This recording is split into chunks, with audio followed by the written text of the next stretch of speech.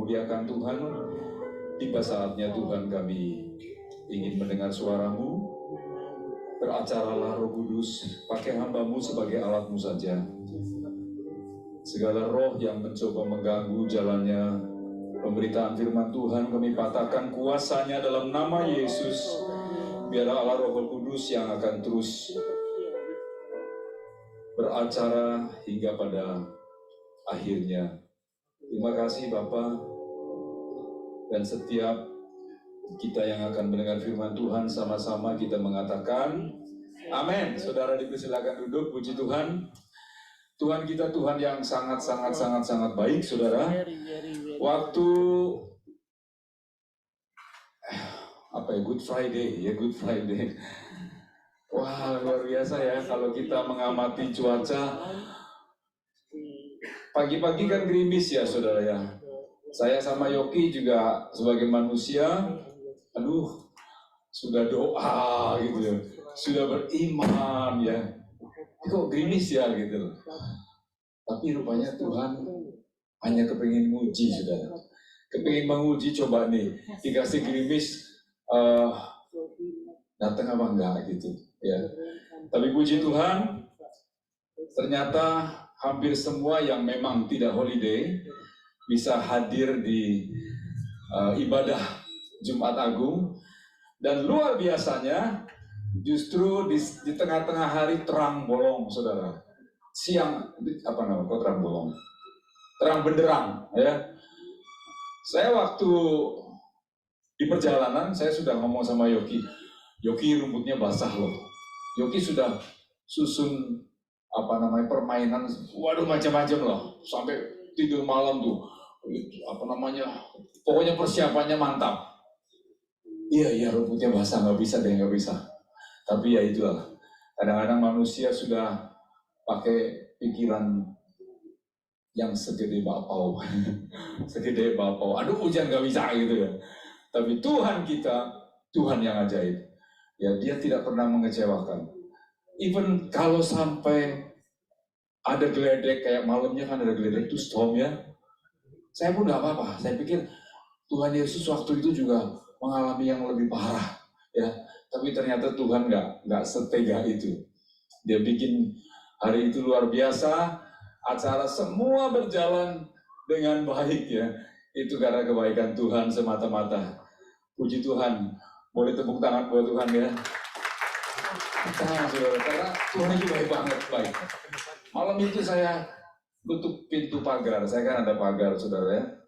Saya lihat terang bulan waktu belum storm. Aduh Tuhan, baik banget ya. Dan akhirnya storm ya. Waktu storm, saya cuma ngomong haleluya ya. Haleluya. Kalau nggak salah, siapa Linda bilang, Yosi ya, dia bilang juga ada storm gitu ya. Malah si panitia bulurah kita bilang, mau batal kan? Soalnya bulurah ini luar biasa nih, hitungannya ketat. Sebelum jam 9 batal 50% loh. Tapi puji Tuhan, Yogi bilang enggak, nanti juga berhenti hujannya ya. Dan perkataan iman ya, ada kuasa ya, puji Tuhan. Oke, saya tidak panjangkan karena nanti ada acara. Hari ini orang banyak mengucapkan Happy Easter gitu ya. Tadi beberapa Happy Easter gitu loh. Ada yang Happy Passover gitu loh, Selamat Paskah. Ada yang ngomong Happy Resurrection Day, Selamat Hari Kebangkitan ya. Aduh, mana yang benar sih sebenarnya gitu ya. Saya coba mengulang dulu, pernah baca gitu ya. Dari mana sih kata Easter gitu ya. Dan ternyata konon kabarnya ya. Jangan menghakimi saya benar apa salah, tapi konon kabarnya, katanya Happy Easter adalah nama dewi pujaan dari suku Saxon ya, di Jerman Timur kalau nggak salah. Ya, jadi pas Paskah itu dewi itu juga orang mempersembahkan ke dewi Easter. Jadi katanya kemudian orang menyebutnya Happy Easter. Kalau memang benar, saudara ya, kalau memang benar, kayaknya saya nggak mau sebut Happy Easter. Ya, kalau memang benar ya, karena ujung-ujungnya kok ke arah sana gitu ya. Happy Passover, selamat Paskah, saya anggap benar karena Passover artinya melewati ya. Jadi ada kisah dulu bahwa ketika malaikat pencabut nyawa ya, waktu Firaun bebal sekali, dikasih tulah pertama, kedua, ketiga, keempat, sampai ke-10 belum melepaskan bangsa Israel dari Mesir, ya. Lalu tulah yang terakhir menghajar ini, Firaun harus diajar. Seluruh anak sulung bangsa Mesir dibunuh ya sama malaikat pencabut nyawa. Tapi hanya yang ada tanda darah di palang pintu ya, itu tidak dimasuki atau tidak dibunuh anak sulungnya, sehingga dilewati ya, dan itu diperingati sejak itu. Passover, melewati ya. Passover bahasa aslinya Pesak ya, dan lebih mendekat Paskah ya. Jadi selamat Paskah. Happy Resurrection Day, hari kebangkitan mungkin paling tepat, saudara ya. Paling tepat karena kita mengucapkan Yesus kita dibangkitkan pada hari ketiga setelah kematiannya. Tapi terserah saudara. Saudara mau enakan Happy Easter, lebih keren gitu ya, lebih modern, terserah. Yang penting saudara tahu apa arti daripada Paskah ya. Karena teman kerja Yogi seorang dari seberang ya, agama seberang. Dia berbangsa berasal dari Pakistan. Dia ngomong sama Yogi, saya juga merayakan Easter gitu loh. Oh enggak, Yogi kaget karena 5 waktu dia selalu sembahyang, saudara. Tahu-tahu merayakan Easter, kan kaget. Iya, kan itu tradisi yang baik katanya. Oh, jadi orang nggak begitu ngerti. Dan banyak orang yang tidak mengerti apa sih Happy Easter itu, apa sih perayaan yang dirayakan hari ini gitu ya. Orang nggak ngerti gitu loh. Nah, pada hari ini jangan sampai kita juga nggak ngerti, saudara ya. Jangan sampai kita juga, aduh nggak tahu apa ya. Pokoknya tiap tahun ada Paskah ya. Ada Natal, ada Paskah. Napas. Jangan-jangan datangnya cuma Natal sama Paskah ya. Tapi kita mau tahu ya. Kita mau tahu apa sih di belakang daripada kebangkitan Yesus. Ya, ada apa gitu? Itu yang paling penting. Saudara mau ngomong Happy Easter, Happy Passover, Happy Resurrection Day, terserah. Memang Happy Easter paling gampang. Tapi ya, terserah saudara ya. Yang penting saudara mengerti apa arti daripada yang saudara ucapkan ya. Oke.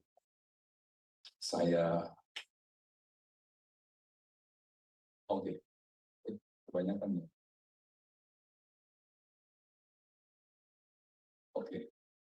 Ya. The death and resurrection. Kematian dan kebangkitan adalah satu paket, saudara, bagi kita orang Kristen. Tanpa kematian tidak ada kebangkitan. Tanpa kebangkitan maka kematian adalah kematian yang sia-sia. Sehingga keduanya adalah merupakan cikal bakal iman daripada kekristenan kita ya. Nanti kita lihat selanjutnya kenapa Tuhan Yesus harus bangkit ya. Sebetulnya sesudah mati saja Tuhan Yesus sudah menguduskan kita, darahnya sudah membasuh kita, dia sudah membayar kita dosa-dosa kita. Tapi setelah mati Yesus kita bangkit. Bangkit bukan buat sok-sokan, saudara. Ya. Bukan, waduh keren nih. Gue mati tapi saya mau bangkit. Enggak. Tapi ada sesuatu yang kita bisa pahami tentang kebangkitan yang punya arti yang lebih dalam lagi. Ya. Hari ini saya ingin memberikan sebuah judul Resurrection, Hope and Power. Ya. ada pengharapan dan ada kuasa dalam kebangkitan. Ya, ada harapan dan ada kuasa. Jadi bukan sekedar kebangkitan, ya Tuhan Yesus bangkit. Ya, kita punya Tuhan yang bangkit. Pak Kom translate, saya nggak bersin, dia bersin. Salah translate. Salah translate. Oke, nggak apa-apa, Pak Kom. Oke. Hope, resurrection, judulnya adalah Hope and Power, ya. Oke. Bacaan kita pada sore hari ini 1 Korintus 15 ayat 17 sampai 19, ya. Saya baca untuk saudara. Dan jika Kristus tidak dibangkitkan, maka sia-sialah kepercayaan kamu dan kamu masih hidup dalam dosamu. 18, demikianlah binasa juga orang-orang yang mati dalam Kristus. Jikalau kita hanya dalam hidup ini saja menaruh pengharapan pada Kristus, maka kita adalah orang-orang yang paling malang dari segala manusia. Latar belakang daripada ayat ini adalah penulisan Rasul Paulus. Waktu itu Rasul Paulus di Efesus menulis surat kepada jemaatnya di Korintus. Jemaat Korintus dibangun oleh Rasul Paulus sendiri bersama dengan, kalau saudara tahu, Priscilla, Aquila, ya. Tapi setelah berjalannya waktu, oleh karena kota Korintus, kota yang modern, kota yang multi nation, ada berbagai bangsa di kota itu, Yahudi dan non-Yahudi, ya. Dan non-Yahudi itu begitu kuat mempengaruhi orang-orang Yahudi, sehingga yang non-Yahudi tidak mempercayai, kurang mempercayai akan kebangkitan orang mati. Jadi waktu bangsa Yahudi bilang orang mati itu nanti bangkit loh kalau percaya Tuhan, yang non-Yahudi nggak percaya. Masa mana bisa orang mati bangkit, ya. Nah, atas dasar isu itu maka Rasul Paulus menulis suratnya kepada jemaat di Korintus yang kita baca tadi, ya. Kita akan melihat satu persatu dari firman Tuhan pada sore hari ini. Yang pertama, saudara, ya, di 1 Korintus 15-17 tadi, dan jika Kristus tidak dibangkitkan, maka sia-sialah kepercayaan kamu dan kamu masih hidup dalam dosamu. Saudara, kita sungguh bersyukur sekali bahwa Allah kita adalah Allah yang hidup, Allah yang telah dibuktikan oleh Yesus yang tadinya orang pikir Tuhan kita mati tidak berdaya, tapi dia bangkit dan hidup. Sehingga kita bisa mengatakan bahwa Allah kita bukan Allah yang mati. Allah kita adalah Allah yang hidup. Nah, ajaran yang lain, agama lain, saudara, saya tidak perlu sebutkan satu persatu, mereka tidak bisa klaim bahwa Allah mereka Allah yang hidup.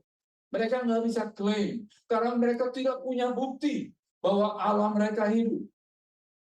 Saya dulu waktu kecil suka diajak ibu saya ke satu tempel, ya, di kota kecil ada tempel. Tempel ini cukup unik, saudara. Ada satu yang suka dikunjungi, yaitu ruangan yang mesti naik ke atas. Atasnya atas banget gitu loh. Dan nggak seperti ini bang, kecil ya. Kayaknya bisa 3 lantai gitu. Jalannya kecil sekali gitu. Ya, di situ ada satu yang disembah oleh ibu saya sebelum dia menjadi Kristen. Dan ibu saya setiap tanggal 1 dan tanggal 15 datang ke sana untuk, apa ya namanya ya? Apa itu? Hah? Sebar gitu, naik gitu. Boleh nggak gitu, gitulah pokoknya, ya. Saya senang-senang saja diajak saudara, karena ketika ibu saya sedang wah atau doa-doa gitu, ada pelataran yang bisa buat main, jadi saya main di pelataran. Puji Tuhan, ibu saya kemudian bertobat, ya. Ibu saya kemudian bertobat karena dia tahu bahwa Allah yang dulu dia sembah adalah Allah yang mati. Allah yang tidak hidup, ya. Pemazmur pernah mengatakan demikian, saudara. Berhala-hala mereka adalah perak dan emas, buatan tangan manusia, punya mulut tapi tidak berkata-kata, tidak dapat punya telinga, tapi tidak mendengar, punya hidung, tapi tidak mencium, punya tangan, tapi tidak dapat meraba, punya kaki, tapi tidak dapat berjalan, dan tidak dapat memberi suara pada kerongkongannya. Jadi betul ya, pemazmur ini mengatakan orang yang menyembah berhala, berhala bisa macam-macam, saudara.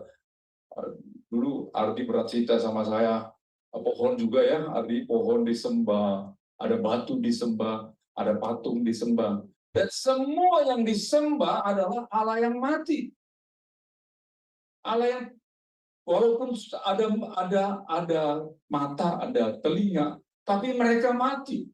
Dan kita bersyukur karena di sini dikatakan Allah kita hidup. Coba bayangkan saudara, kalau saudara mempercayai sesuatu yang mati, ya, meja ini mati, saudara percaya bahwa meja ini bisa kasih berkat, ya loh. Susah kan saudara? Sehingga iman kita bukan iman yang strong, iman kita iman yang apa iya sih? Tapi puji Tuhan, Alkitab mencatat, sejarah mencatat bahwa Yesus yang mati 3 hari itu bangkit. Dan dia dibangkitkan oleh kuasa kebangkitan dari Allah yang hidup.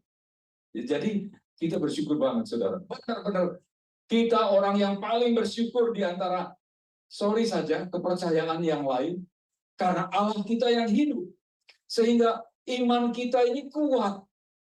Sebab kita percaya kepada sesuatu yang hidup. Sesuatu yang kita bisa ajak ngomong. Sesuatu yang kita bisa panggil. Ya Aba, ya Bapa.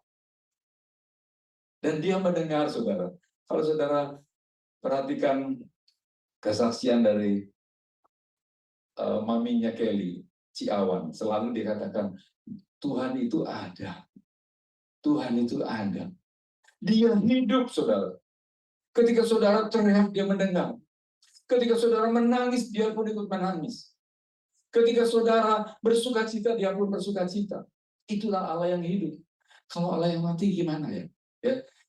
Itulah kebangkitan Yesus membuat iman kita menjadi kokoh, menjadi iman yang benar-benar ada dasarnya, bukan iman yang saudara ya. 1 Tesalonika 1 ayat 9, 10 berbunyi demikian, sebab mereka sendiri bercerita tentang kami, bagaimana kamu sambut dan bagaimana kamu berbalik dari berhala-hala kepada Allah untuk melayani Allah yang hidup dan yang benar, dan untuk menantikan kedatangan anaknya dari sorga yang telah dibangkitkannya dari antara orang mati, yaitu Yesus yang menyelamatkan kita dari murka yang akan datang. Jadi beberapa orang di surat Tesalonika ini sudah ada yang beralih, sudah tahu bahwa yang saya sembah ini mati. Saya mau menyembah Allah yang hidup, Allah yang sungguh-sungguh bisa berkomunikasi antara umatnya dengan Allahnya. Ya. Mereka sudah mulai beralih. Mereka tahu ada Allah yang hidup. Karena Allah itu yang membangkitkan Yesus dari antara orang mati. Ya. Dan perhatikan saudara, yang menyelamatkan kita dari murka yang akan datang. Kita tahu setiap orang berdosa, ya. Roma 6:23. Semua orang berdosa. Ada murka yang sedang menunggu setiap orang. Tapi puji Tuhan, ada yang menyelamatkan kita dari murka yang akan datang. Dan kalau yang menyelamatkan buram, nggak ketahuan ini, bahkan mati lagi, bagaimana kita bisa percaya? Tapi kita menjadi jelas dengan kebangkitan Yesus bahwa yang menyelamatkan kita adalah Allah yang hidup, Tuhan Yesus yang hidup, dan Dia akan datang kembali di awan-awan, saudara. Kalau Yesus tidak bangkit, mana bisa kita percaya Dia mau datang di awan-awan? Wah, itu cerita bohong ya. Tapi Yesus bangkit, iman kita menjadi kokoh. Yang kedua, saudara ya, Yang kedua, kuasa dosa dipatahkan. Dan jika Kristus tidak dibangkitkan, maka sia-sialah kepercayaan kamu, iman kamu, ya, dan kamu masih hidup dalam dosamu. Tadi iman menjadi kokoh ya setelah kita tahu bahwa Yesus bangkit. Yang kedua, kuasa dosa dipatahkan. Dikatakan kalau Yesus tidak bangkit, maka kamu masih hidup dalam dosamu. Saudara, kita memang sudah disucikan, dikuduskan melalui kematian Yesus. Tapi kematian Yesus, kalau Yesus tidak bangkit, maka tidak ada kuasa. Tidak ada kuasa kebangkitan yang bisa melumpuhkan atau mematahkan kuasa dosa kita.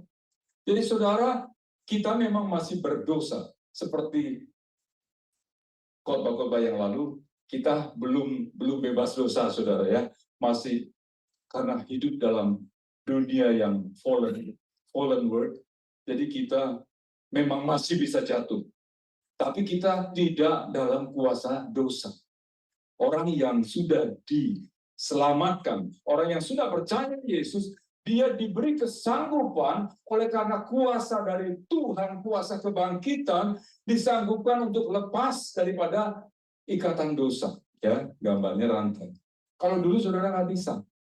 Kalau sudah dibujukin iblis, bohong, iya saudara pasti nurut sama iblis. Tapi sekarang saudara beda. Sekarang saudara bohong, nggak bisa. Firman Tuhan nggak ngajar begitu kan. Berzina, nggak bisa. Firman Tuhan bilang nggak boleh berzina. Dan ada kuasa sehingga saudara bisa keluar daripada ikatan, daripada kuasa dosa. Itulah kebangkitan Yesus. Menyatakan bahwa kita diberikan satu kuasa juga untuk bangkit daripada dosa kita, saudara.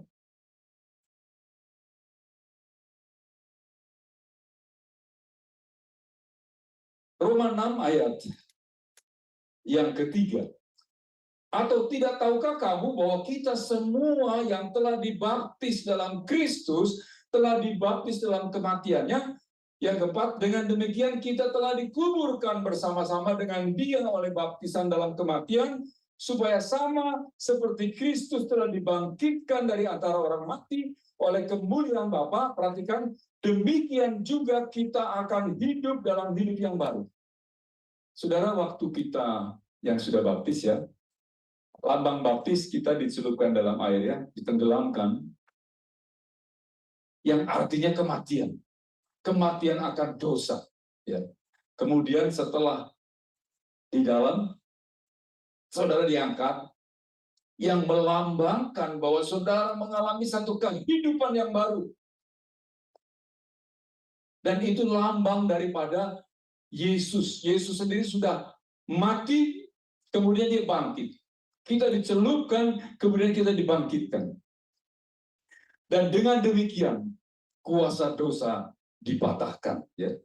Sehingga siapa yang ada di dalam Kristus adalah ciptaan baru, yang lama sudah berlalu, dan yang baru sudah datang. Itulah kebangkitan, kuasa kebangkitan daripada Tuhan Yesus. Lalu berikutnya, saudara, kuasa maut dipatahkan. Kuasa maut dipatahkan. Demikianlah binasa juga orang-orang yang mati dalam Kristus. Maksudnya begini, saudara, karena mereka percaya tidak ada kebangkitan. Ya, jadi kalau orang yang mati, ya tidak bangkit. Ya.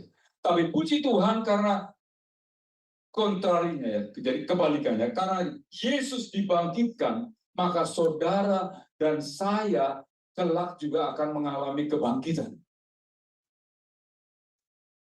Yang mau dibangkitkan, amin. Aminnya kayaknya.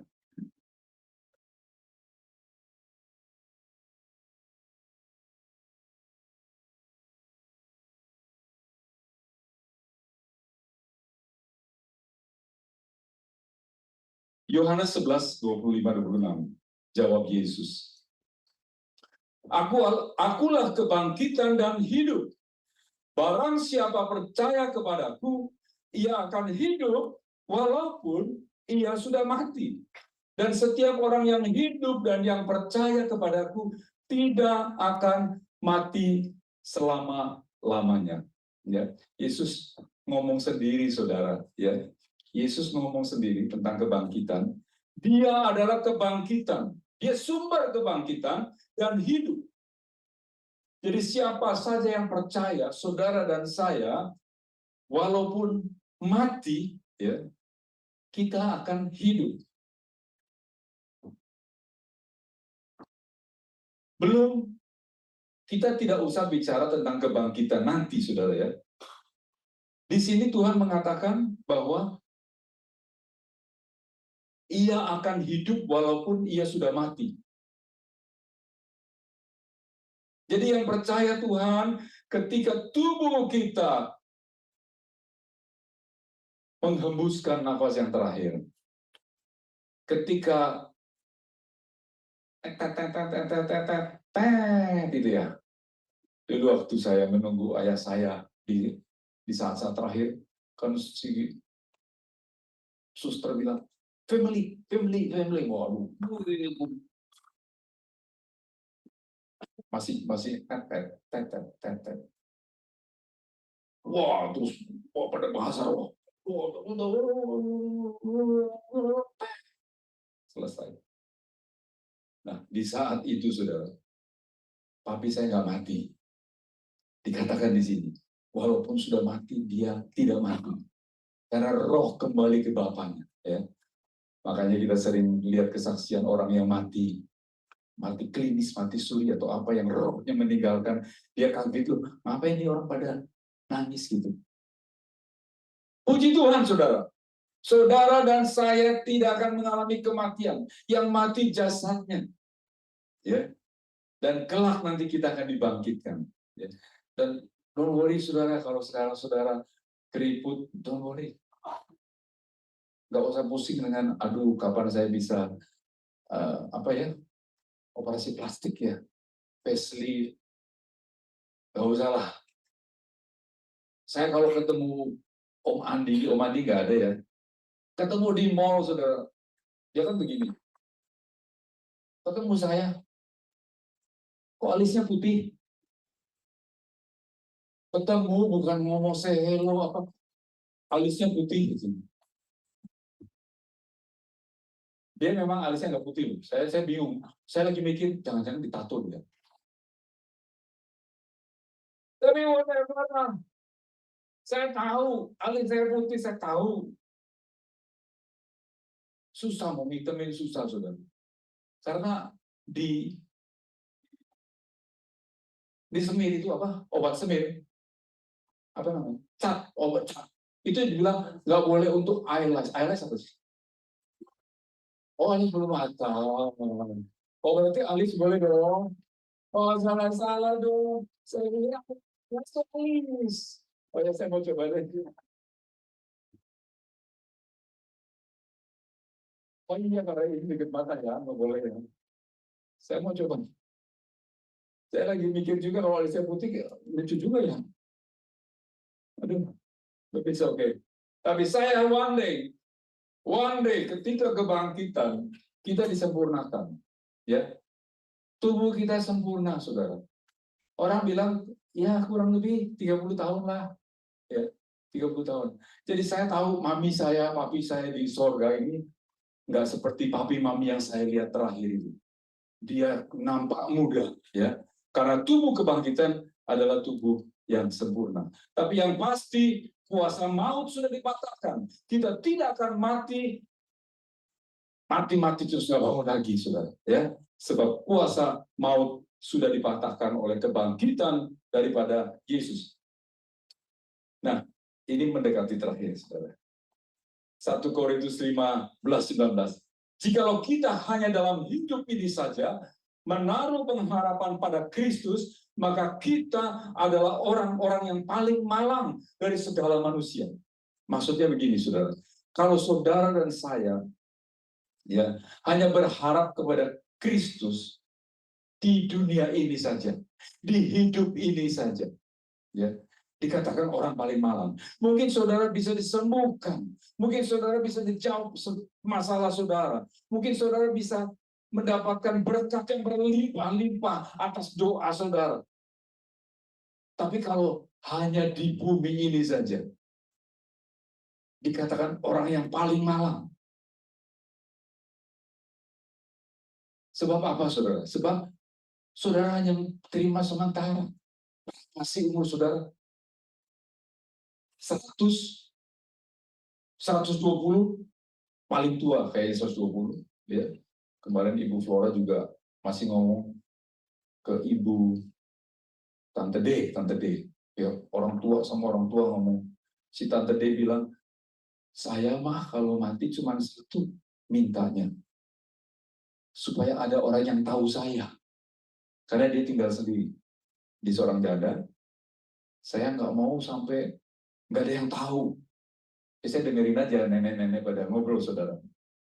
Terus Ibu Flora, oh, kalau saya sih maunya 120 tahun. Jadi saya cuma dengar aja. Tapi saya yakin kayaknya maksimal dah. Misalnya sampai 120 itu maksimal, saudara. Dibandingkan dengan kekekalan, dikatakan di surga nanti, saudara, yang selama-lamanya.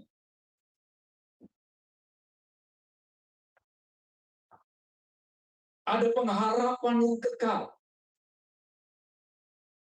1 Korintus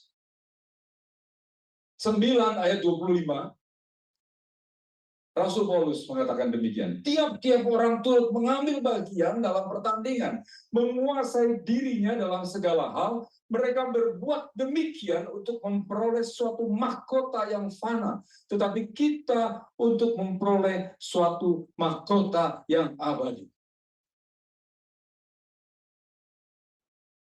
Katakan saudara, hidup di dunia ini nggak ngalamin yang enak dan ya, katakan.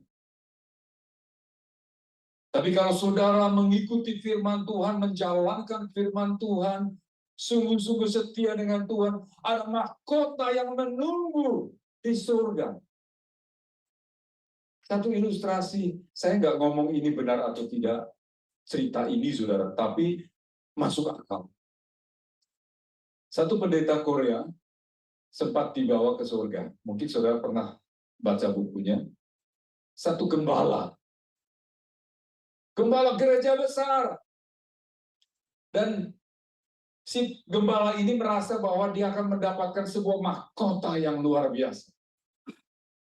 Tapi sampai di sana, ternyata tidak.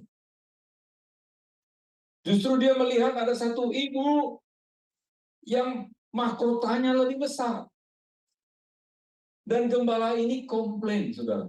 Di surga masih bisa komplain. Itu ibu kan ibu yang cuma duduk di pojok. Ketika ibadah, saya yang menjadi gembala. Kenapa mahkota saya lebih kecil daripada mahkota ibu itu? Lalu Tuhan menjawab, hei, kamu bisa menjadi besar karena doa ibu itu. Ibu itu ibu yang sederhana dalam cerita itu.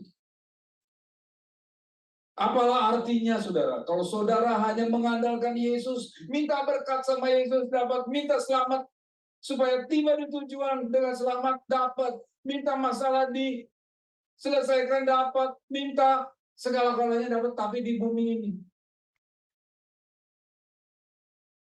Nah, kalau Yesus tidak dibangkitkan, artinya saudara dan saya orang-orang yang malang karena kita tidak menerima apa-apa setelah kematian. Kematian artinya selesai di bumi ini. Dan ini dikatakan orang yang paling malang, ya. Malang, sudah datang ke gereja, udah nyumbang, udah melayani, mati udah sama aja mati di kubur. Tapi saudara dan saya beda. Karena kita memiliki Yesus yang hidup, Yesus yang kelak akan memberikan mahkota kepada setiap orang yang setia kepada Dia. Jadi kita bukan orang yang malang, saudara ya. Kita orang-orang yang sangat beruntung. Itu sebabnya saya senang kemarin waktu doa. Waktu doa ada topik dari Yogi yang bawakan, fokus kepada kekekalan. Ya, fokus kepada kekekalan. Jangan kepada dunia ini. Jangan cuma kepengen ini, kepengen itu di dunia. Aduh, boleh nggak dosa, saudara. Tapi kalau saudara lupa ada kehidupan selanjutnya, ada mahkota yang seharusnya saudara dan saya terima, saudara kurang beruntung. Jadi kita beruntung saudara ya. Dan kita punya Yesus yang hidup, punya Yesus yang Yohanes 14:1-3 mengatakan, aku pulang kepada Bapa karena aku akan menyediakan rumah bagi kita.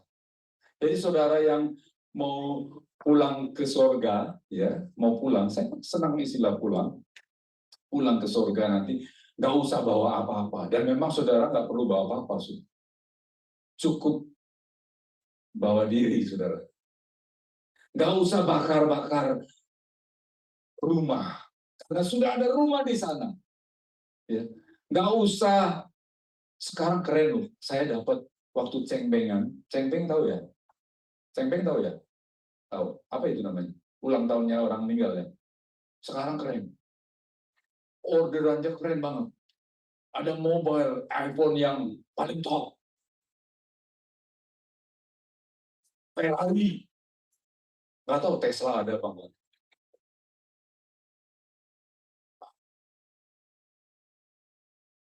Pokoknya, waduh, mahal-mahal lagi sekarang. Ya. Habis itu dia pikir kalau dibakar sampai ke sana. Nggak usah. Dia nggak tahu. Kalau firman Tuhan bilang, di rumah Bapakku banyak tempat tinggal, jika tidak demikian tentu aku tidak mengatakan kepadamu, sebab aku pergi ke situ untuk menyediakan tempat bagi saudara dan saya. Jadi pulang-pulang aja legang kagum saudara. Ya. Jadi kalau saudara mau ke surga, nggak usah bingung gitu ya. Nggak usah pesan-pesan nanti bakar ini ya, bakar itu, nggak usah. Ya, pulang aja. Di sana sudah disediakan rumah buat kita semua. Puji Tuhan, inilah sharing kita pada sore hari ini. Kebangkitan, ada pengharapan. Ya, tadi lagu yang WL nyanyi, sebab dia hidup, ada hari esok. Hari esok bicara hari nanti sesudah kita selesaikan hidup kita di bumi ini. Ada hari esok. Bukan cuma di bumi ini, ada hari esok. Sehingga kita tidak perlu takut, saudara. Tidak perlu khawatir. Tolong tim musik maju, kita akan angkat pujian dan kita akan menyaksikan nanti ya anak-anak sekolah minggu. Saya pengen ada yang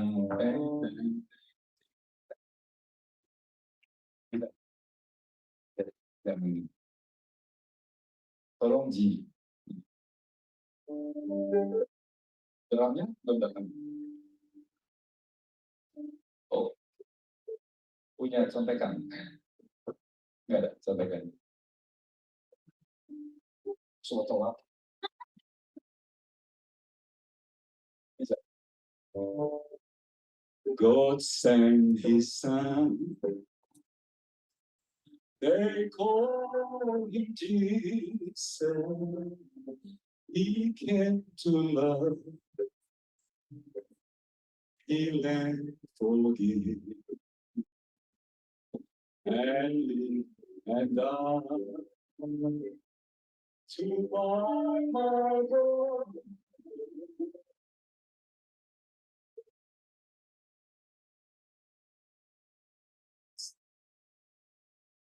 Mari kita bagi berdiri. Just because He is, I oh, fear is gone.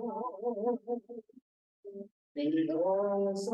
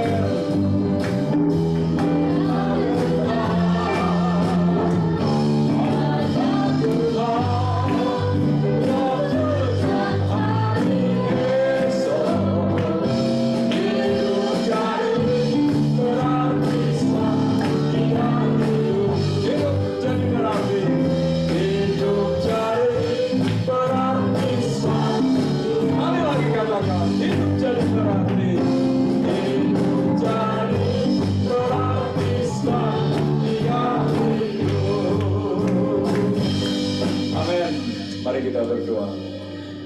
Bapa, benar bahwa hidup kita, hidup kami menjadi berarti sebab Engkau hidup.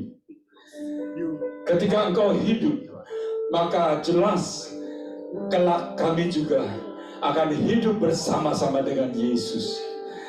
Karena Engkau hidup, maka hidup yang kami hidupi sekarang ini akan berarti dalam kekekalan kami. Terima kasih Tuhan. Terima kasih Bapa. Kami bukan orang yang malang. Kami bukan orang yang hidup sia-sia. Sekalipun kadangkala hidup kami dipandang oleh dunia mungkin kurang beruntung, mungkin kurang menyenangkan, tapi kami tahu bahwa ada kehidupan selanjutnya, ada mahkota yang menanti kami. Terima kasih Bapa. Terima kasih sekali lagi. Itulah mengapa Engkau harus bangkit dari kematian. Dan hari ini kami peringati hari kebangkitan itu. Terima kasih Tuhan Yesus. Terima kasih Bapa. Terima kasih Tuhan. Bapak, kami mau berdoa Tuhan untuk yang sakit pada saat ini. Apapun nama penyakit yang ada, nama Yesus lebih besar daripada segala sakit penyakitmu. Itu sebabnya dalam nama Yesus,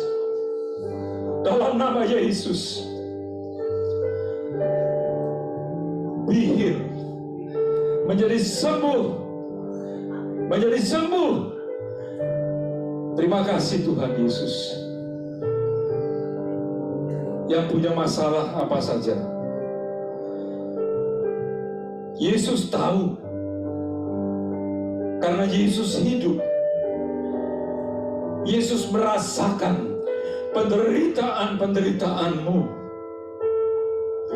Yesus melihat air matamu. Dia menangis bersamamu.